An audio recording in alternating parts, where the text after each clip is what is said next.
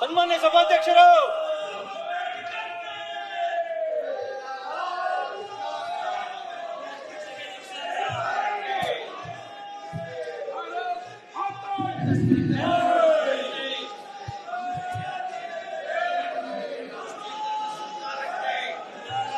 ಮಾನ್ಯ ಸದಸ್ಯರೇ,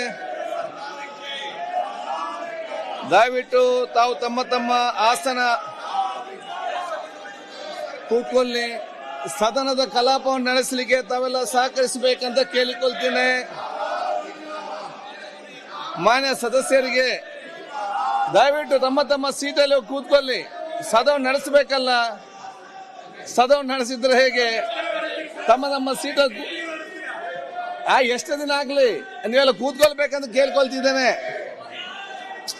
ಪ್ರದೀಪ್ ಅಲ್ಲಿ ಕೂತ್ಕೊ, ಪ್ರದೀಪ್ ಅವ್ರು ಕೂತ್ಕೊಳ್ಳಿ, ಬಸಂತ ಬರ್ರಿ ಕೂತ್ಕೊಳ್ಳಿ.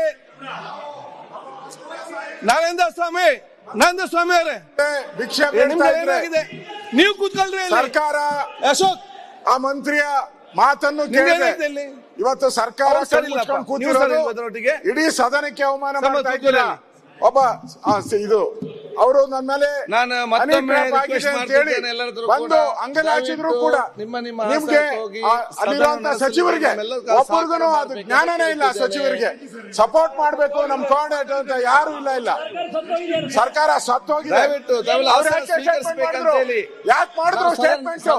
ಅವಶ್ಯಕತೆ ಏನಿತ್ತು ಸ್ಟೇಟ್ಮೆಂಟ್ ಮಾಡೋ ಅವಶ್ಯಕತೆ? ಸದನದಲ್ಲಿ ಅವ್ರಿಗೆ ಕಂಪ್ಲೇಂಟ್ ಕೊಡುವುದಾಯ್ತು.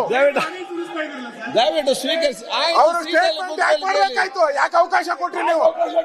ನೀವ್ ಯಾಕೆ ಅವಕಾಶ ಕೊಟ್ರಿ ಸ್ಟೇಟ್ಮೆಂಟ್ ಮಾಡಕ್ಕೆ? ಯಾಕೆ ಅವಕಾಶ ಕೊಟ್ರಿ? ಇವತ್ತು ಸಂವಿಧಾನವನ್ನು ಉಲ್ಲಂಘನೆ ಮಾಡಿ ಮುಖ್ಯಮಂತ್ರಿಗಳು ರಾಜೀನಾಮೆ ಮುಖ್ಯಮಂತ್ರಿಗಳ ರೆಸ್ಪಾನ್ಸಿಬಿಲಿಟಿ ಇದೆ. ಮುಖ್ಯಮಂತ್ರಿ ರಾಜೀನಾಮೆ ಕೊಡಬೇಕು. ಯಾಕೆಂದ್ರೆ ಒಬ್ಬ ಸಚಿವ